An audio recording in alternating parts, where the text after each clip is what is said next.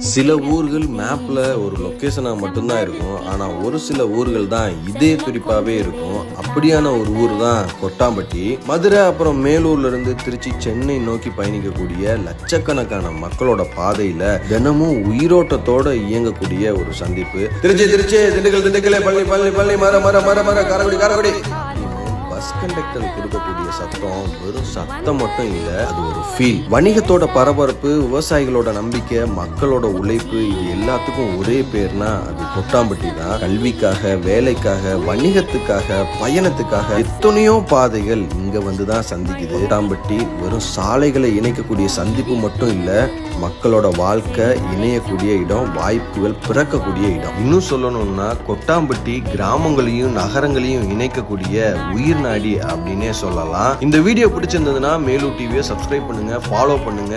கொட்டாம்பட்டி எவ்வளவு உங்களுக்கு பிடிக்கும் அப்படின்றது